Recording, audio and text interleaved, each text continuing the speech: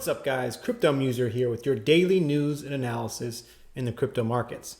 Today I want to do something different and give you guys a couple charts that I've seen on through the people I follow, the chart analysts that I follow on Twitter and YouTube.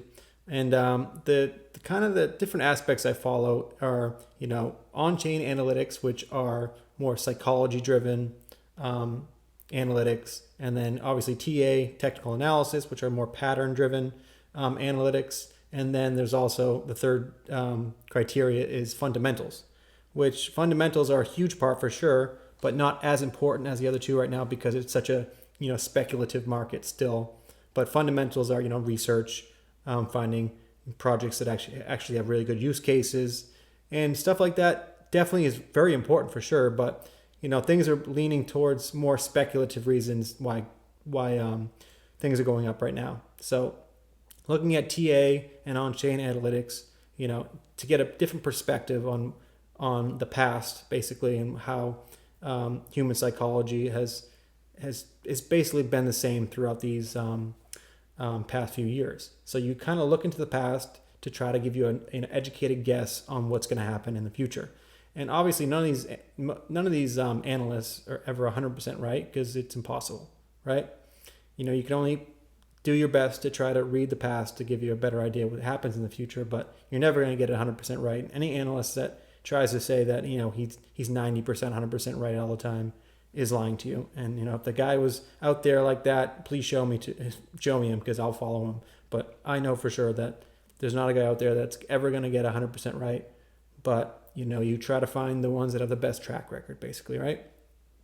So the first one I want to show you is TXMC Trades.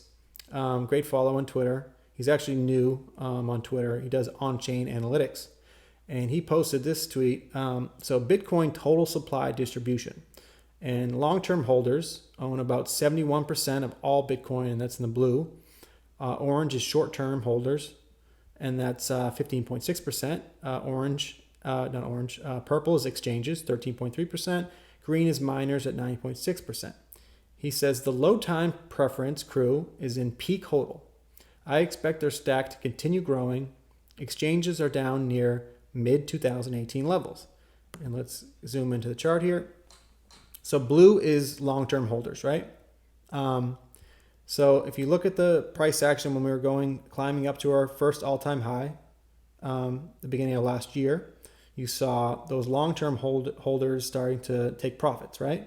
You're seeing them starting to sell because they accumulated throughout this whole bear market and they got into the big gains here and they were doing the right thing and they were selling at the top. The short-term holders, doing what they do best, they were buying the top and then selling the bottom.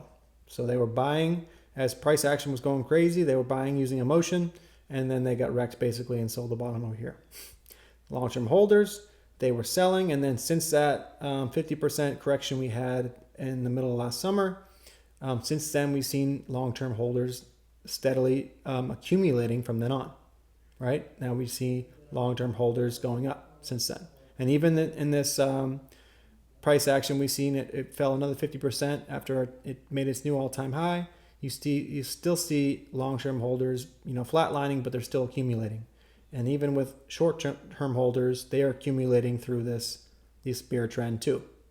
So what I'm seeing as a good sign is that long-term holders have been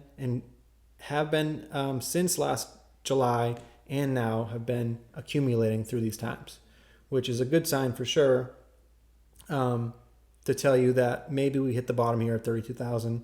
And that we could see an uptrend movement. So my next chart kind of gives you that idea of what I'm talking about. This is Will Clemente. He has 576,000 followers on Twitter. He says Bitcoin is currently in the fourth most oversold in its history according to dormancy flow. Dollar cost averaging more heavily into the area is probably the best approach for the long-term investor. So we'll zoom into this chart. So orange is dormancy flow and then gray is price action, right? So this is the past of Bitcoin going back to 2011. Every time dormancy flow got into this green box here, you saw price action skyrocket up, right? So it's only gone in this box 1, 2, 3, 4, 5, 6 times in the last 10 years, basically, right? So, this is back in 2011. Got in this green box. We saw price action go up. This is the hits that peak all-time high in 2013, right? Then we get into a bear market. Dormancy flow goes back to this green box. What happens? Price action goes up. We get our all-time high at 20,000. What happens next? Dormancy flow gets back in that green box, and from then on, we see price boom up. And honestly, it probably would have kept going if we didn't have this black swan event, C19 scare. That brought us obviously a huge dip here, and actually we even tapped that green box again. And what happened after that? Price action goes up. We make an all-time high at the beginning of last year. Then we have a 50% correction. We see another tap of that green box with dormancy flow. And from then on, we see another price action upward. We make another all-time high. And then from then, we know what happens. We have another 50% correction back down to where we are now. And what do we see? We see we're back in that green box again. Now, if we look at the past times of every time we've hit that green box in dormancy flow, price action goes up. So this is a great sign, a great chart here showing you that, like I said in the beginning, you try to look at the past to give you an educated guess on what's going to happen in the future. So this chart is telling us that every time we get in this green box in dormancy flow, we have price action going up afterwards. So another good sign that we might hit the bottom there at 32,000 and that we're on our way up to another uptrend for Bitcoin. So moving on to my next chart I want to show you guys. This is Lark Davis, another analyst. So he has 872,000 followers. So he has a lot of followers. He says Bitcoin has seen continual outflow from exchanges since 69,000 peak and throughout the price drop, which is very different than what happened in 2021 when we saw huge inflows during the sell-off. So we'll zoom in to show you what he's talking about. So what we saw in the price drop in the last summer, we saw serious flows onto exchanges, right? This is orange. This means that everybody was putting their money on exchanges, right? Because they were getting ready to sell. And that's exactly what we saw. We saw a huge capitulation, and people were, throwing their money on exchanges to huge levels to sell, right? But since then, and this is a great sign, and it's kind of crazy actually if you ask me, that since then, even as we started to rise, right? Price rose, we hit all-time high. And then even as we dropped down to where we are now, we've seen inflows onto exchanges just heavily drop, right? From then on, we just saw people accumulating for sure in these levels, but they're not keeping it on exchanges. They're taking it off, putting it on hard wallets, keeping it off exchanges because what that means is they're not going to sell in the short term, right? They're taking their coins off exchanges and out of circulation. And what makes that a great sign is that means that people are not looking to sell those coins in the short term. They're accumulating and taking it off exchanges. So what that gives you is, and even now, right now we're at the lowest point right now, below this 13% level, where more people ever since, beginning of last year, maybe this chart doesn't even go that far, but this is the lowest point where we've seen, the most people taking, accumulating and taking it off exchanges, which is a great sign that says we're probably at the bottom and we're probably getting ready to change the sentiment and start an uptrend, right? Just another chart showing you that you look into the past and you see different metrics and different signs like this, gives you a better idea of where we are and where we are headed into the future. So another great sign. And even this was on the daily hodl. Over 1,570,000,000 worth of Bitcoin moved off exchanges in just 7 days. Insights firm Sentiment says. And just to read a couple highlights of the article. Crypto analytics firm Sentiment says that Bitcoin is flying off exchanges at its fastest rate in more than 4 months, a potentially bullish indicator for the top crypto asset. And it continues on and says, the crypto insights firm notes that in a new tweet that 40,785 Bitcoin worth 1,570,000,000 at the time of writing moved off exchanges in the past week, making it the highest weekly outflow since mid-September. This continued trend of coins moving off exchanges into cold wallets is historically good for long-term price movements. So exactly what I was talking about. So the more money coming off exchanges means the less sell pressure, right? So when people buy and accumulate Bitcoin and other crypto assets and they take it off exchanges, that means they have no intent in selling in the short term. And that gives us an idea maybe that we're getting to that bottom and that the sell pressure is slowing and that we're getting ready for a change in the trend and maybe starting to move back up. So just want to show you, and then this last actually chart here, this is like a basic chart here, but this is Michael Vanderpop. He has 568,000 followers.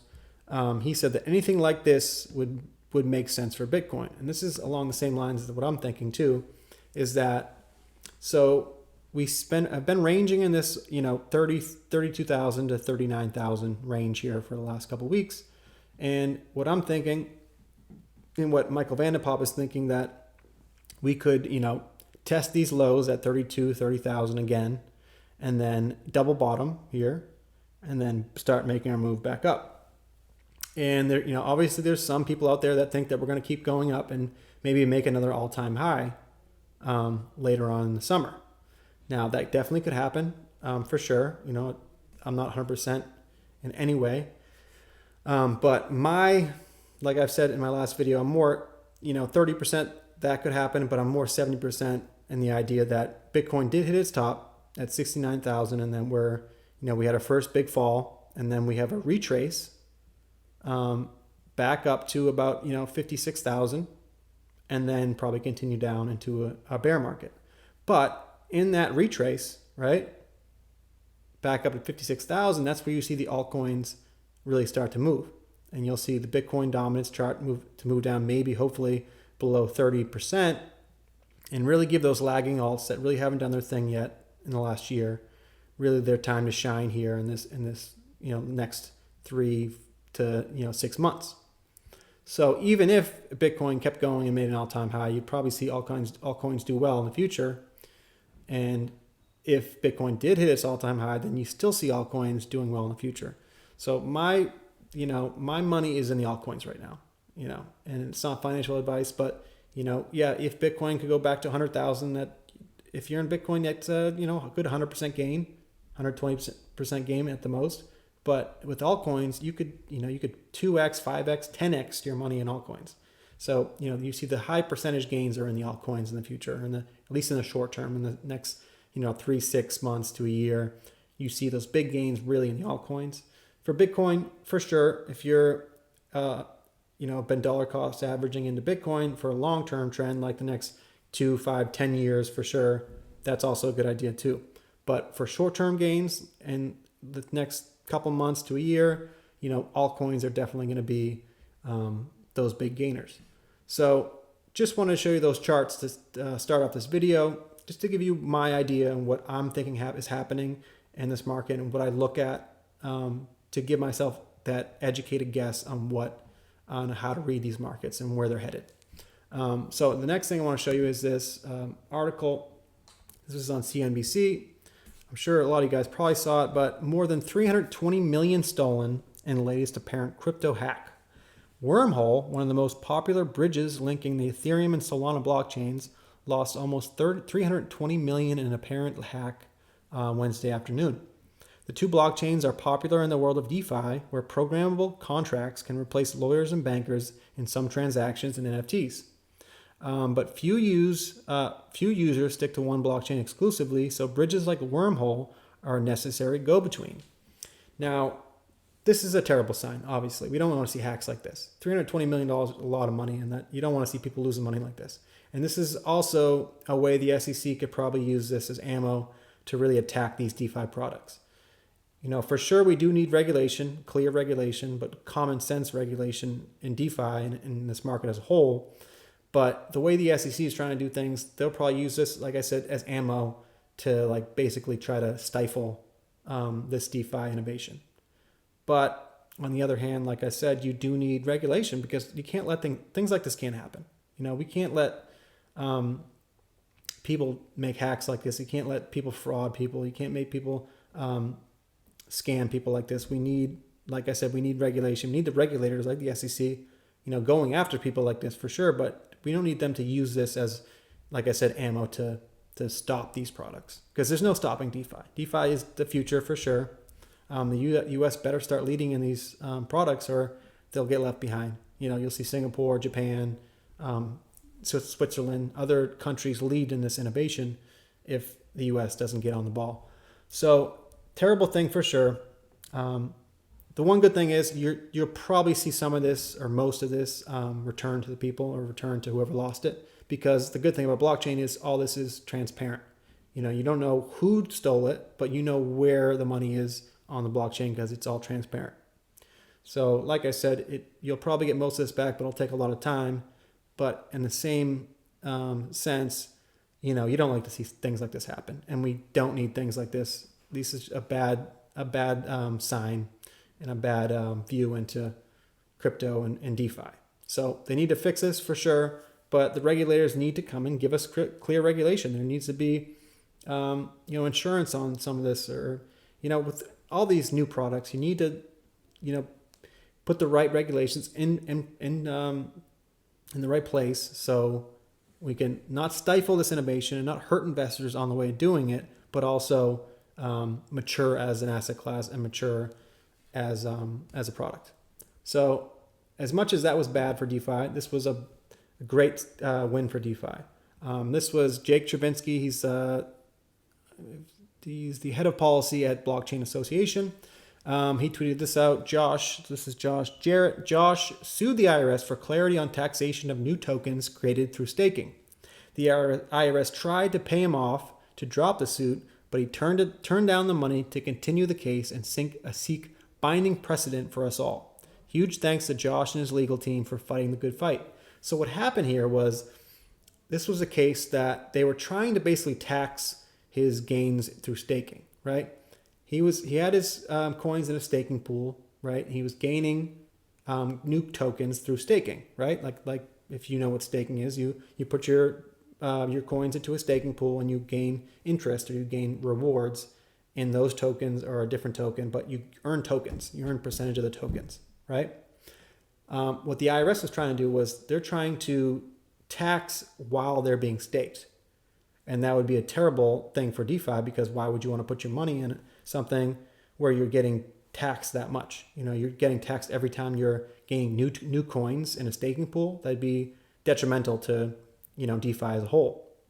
But the fact that the IRS tried to pay him off to drop the suit, and that he was like, nope, we're taking this to court. He actually now set a legal precedent that now the IRS can't go after staking rewards as a taxable event. Yeah, when you take it out and take profits, yeah, that'll definitely be a taxable event. But as your coins are being staked, they can't be taxed, and that's a great sign for DeFi, and just a good thing moving on to the future, because now there's a legal precedent, right? That means it's anybody that this happens to in the future, they can look back at this case and say, nope, you can't do that. There is a legal precedent was set that you cannot tax my staking gains. So like I said, huge win for DeFi, and obviously the 320 million hack was a terrible thing for DeFi. So you got one win, one loss. What can you say? But like I said, this is a huge win for sure. But I will end the video there, guys. Just want to say, please like and subscribe, hit the bell for notification. I really appreciate all the support out there. And just remember, I am not a financial advisor. Please do not take anything I say or write as financial advice. This is for educational and entertainment purposes only. And thanks, guys, and we'll see you on the next one.